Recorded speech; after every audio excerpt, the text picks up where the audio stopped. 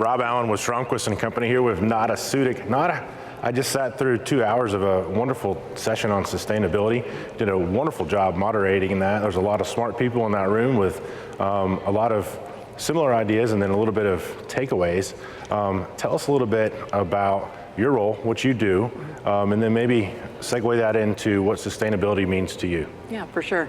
Thanks so much. Really nice to sit down with you today, Rob. So for me, I'm with Epic Investment Services, where I lead sustainability, innovation, and national programs. It is one of the longest titles I've had in my career. And with Epic, so we're a third-party manager, so property management, asset management, and investment management. So we work for and with institutional clients primarily in the Canadian market. We manage assets from Montreal to Victoria, so generally across the country in all major markets in Canada. And our portfolio includes office, industrial, and retail. We do also have a little bit of multifamily that we asset manage, but that's sort of the gist of the portfolio. So with my team, I mean, I think the all aspects of my role kind of fit into the Realcomm and IBCon content, in that there's obviously the sustainability piece, innovation on the technology, and the national programs is really, it's kind of how do we roll that all out to our property teams.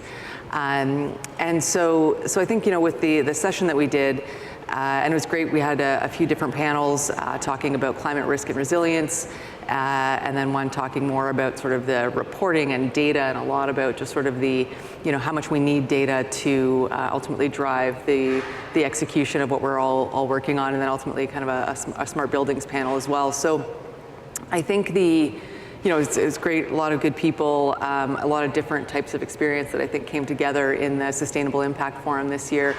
And I think, for me, like some of the big takeaways, we chatted about this just a little bit before we started this conversation online here, but AI, I mean, I think was, and it continues to be a big factor. I think we all recognize that, and, read any magazine, any publication, and there's always something about AI, and I think for the real estate industry and how it impacts sustainability, there's a few things that really came up today in the Sustainable Impact Forum around how it's helping us, how we're learning to work with it, and where we still have a lot of questions. So one of the things that I kicked off the forum with today was talking about some of the trends that, again, just sort of looking at a little bit of research around what are some of the trends that we're seeing impacting commercial real estate, and AI is definitely one, but one of the trends was also that we don't quite trust it yet. Yeah. So we're all sort of, I think, treading a bit lightly, but very excited about the opportunities that it brings, and I think that's, especially on that data side and reporting. How do we, leverage AI to help us, sift through data, frankly, much more effectively? No one can afford the time and the people to just, sit there and go through spreadsheets. So it's, around how do we collate data, how do we aggregate it, and then how do we ultimately get to what we want to do, and where we can use the, the human brain power is like getting some of that, like getting analysis to be able to drive decision making. So I think that was one piece that came out, I think, really nicely from the Sustainable Impact Forum. We also talked about climate risk and resilience. That was one of the panels that was the first panel which I moderated. And I think that one was really interesting. We're getting all this information from these climate risk assessments, whether at a portfolio level or at an asset level, and it's giving us some really good information, but then how do we apply that? How do we understand when there's how do we manage, like, okay, we might be more exposed to floods, so now what do we do? How do we think about that in our capital plans? And there's no real tools for that yet.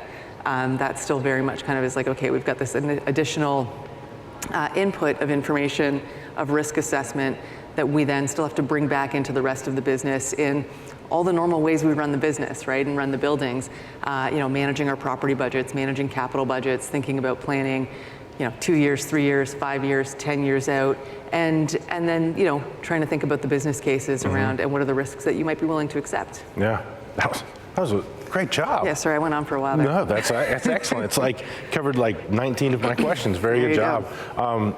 Tell me a little bit, let's talk for a bit about the drivers for what's bringing sustainability projects into commercial real estate and other areas that you operate in. One of those we talked about a little bit earlier is that I didn't think about was insurance costs. Can you talk a little bit more about that?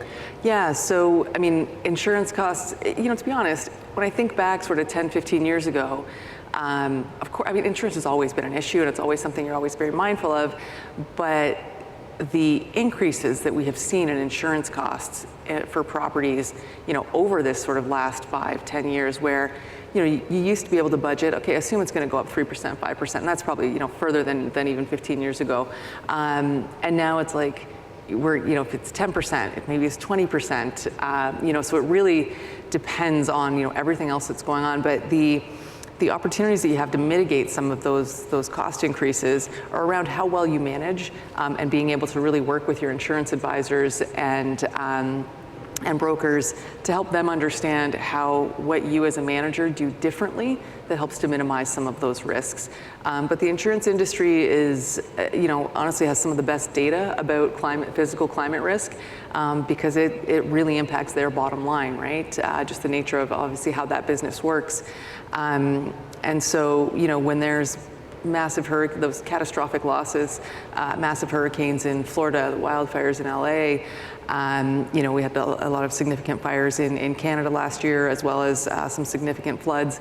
And so you just see this, you've seen the graph and it just, it shoots up. And then, the insurers in the following year, they have to think about how do they then manage their risk and start to recover some of that as well. Do you have any advice for, so people hear that, they go, well, I want to protect myself from this, or I want to try and reduce that as much as possible. Yeah. Any real world advice on maybe how to mitigate some of that risk? Yeah, so I think understanding how you're managing your portfolio and being able to show that, so it's, in theory we know, but it's like going beyond the handshake deal kind of thing and kind of getting to a point where you have data to back up what you're saying, right?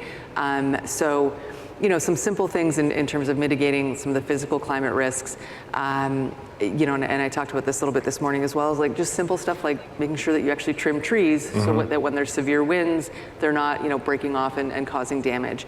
And that's a really simple one. There's stuff that's far more complicated and requires much more engineering to mitigate flood hazards, for example.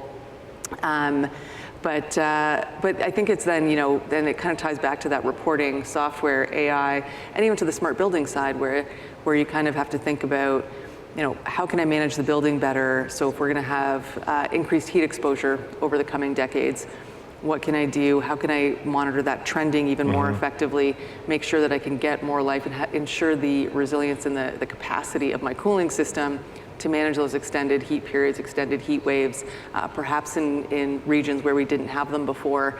And can I then start to, get that data, analyze it, and be able to sort of also share that with some of my insurance team and go, hey, here's how we can do better, right? Excellent. So essentially, understanding risks, understanding what could be done, bringing that data in, analyzing the data, determining what should be done, and implementing a plan is kind of in a nutshell what you said. It's oversimplification. Yeah, no, I think absolutely.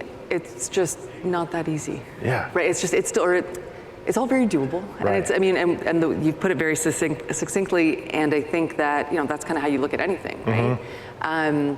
Aspects of this still feel very choppy and disconnected, and that I think was one of the hard parts. So but as you get to organize your data more effectively, you start to smooth out those bumps. Right.